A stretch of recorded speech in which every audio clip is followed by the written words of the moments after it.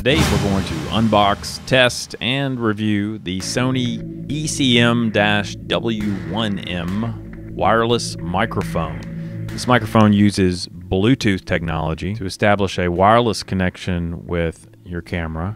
This gear is small and lightweight and potentially great for travel. It attaches via the proprietary Sony multi-interface shoe. So it's not only incompatible with other brands of camera, it's not compatible with all Sony cameras either, so you need to make sure that your camera is equipped with the multi-interface shoe.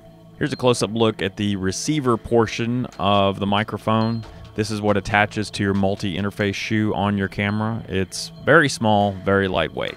And it's got a power switch with 3 audio settings. And here's the transmitter, which clips to your lapel. It has a power switch and a volume setting. More on that later. Digging deeper into the clamshell package, we'll find that Sony has slaughtered quite a number of trees.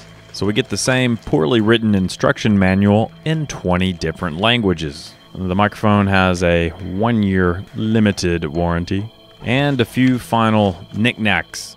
And they give you a little velvet bag to store all your clutter.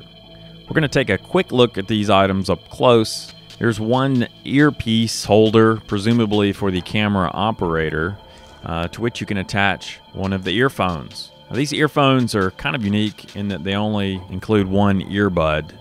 Again, they're really for monitoring audio. I guess Sony thinks you should only listen through one ear. I don't know.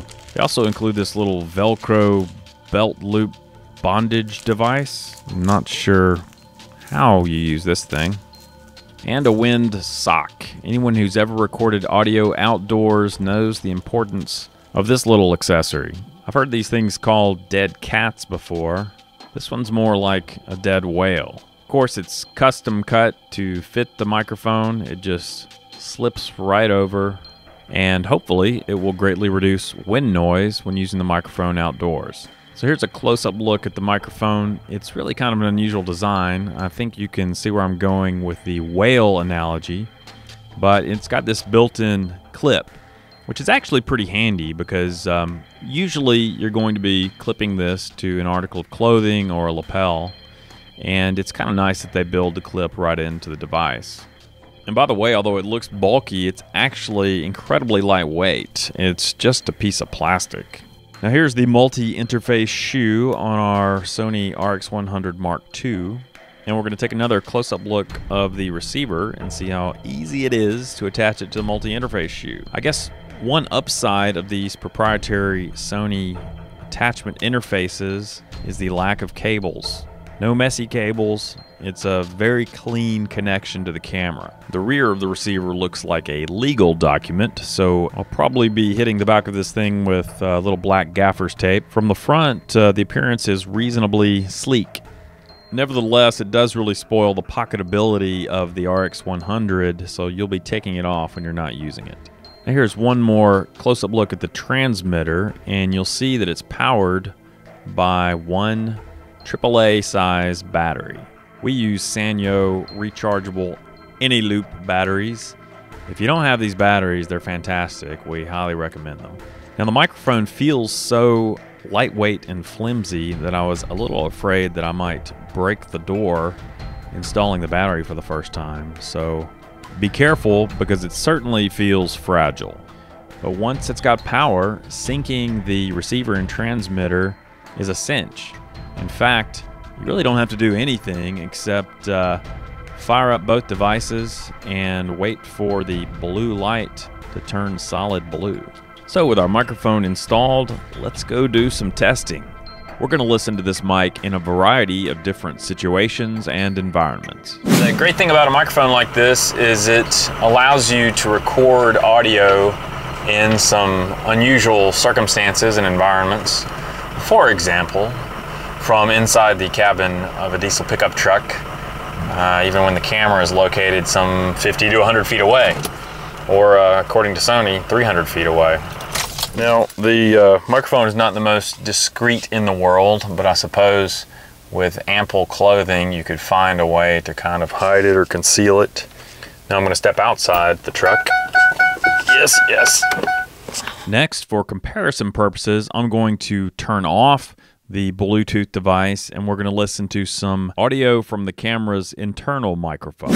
Okay, here's how it sounds using the built-in microphone on the RX100 Mark II. And you can see this is why you want some form of external microphone. Here's how it sounds with the Bluetooth microphone. And at the moment, I haven't even really checked the volume levels. I think the volume is probably cranked up to max, which for some reason is 7. Spinal Tap would not approve. There's a good bit of handling noise with this microphone. It's very sensitive to clothes rustling. So I'm going to take it off here. So here's the microphone closer to the source of my voice, and you can decide whether it works for you. How does it sound? Wired is always better than wireless, and being close to the source of the audio is always better than being farther away.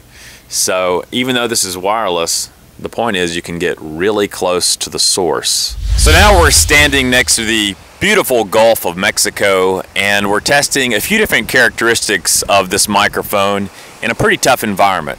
First of all, we're testing range. We haven't measured our exact distance here, but we've got to be pretty close to 300 feet away from the camera. This is obviously a very windy environment. We're getting a great bit of noise from the waves crashing on the beach. So it's definitely a pretty challenging environment for the camera to get quality audio. Yeah, you can hear that the audio is beginning to drop out. So this must be pretty close to the range.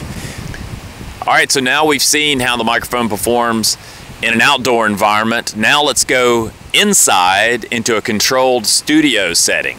I think it really boils down to your uses. What is your application?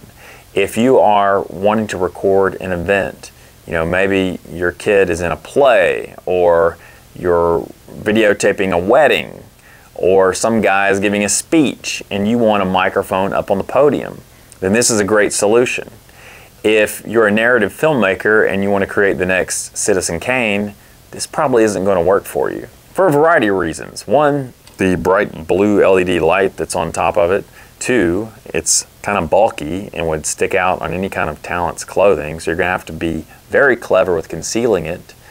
And three, a lot of these consumer Sony cameras have automatic gain control that really boosts the levels of the mic when there's silence in the room. So it creates an audible hiss in the background audio. And for me, it's not that big of a problem because I can apply a noise gate in the editing software that kind of cleans it up, but you may not want that and you may not want to deal with that hassle. Now, if you happen to be interested in purchasing this microphone or just learning more about it, wherever you're watching the video, there will probably be some links on the page. Click those links and you'll be whisked away to another page with additional information and the opportunity to buy one that's all your own. Overall, I'm pleased with the microphone. I'd be happier if Sony cut the price, but I could say that about a lot of products in this world. Until next time, I bid all of you fellow travelers out there a hearty lo-lo-ho.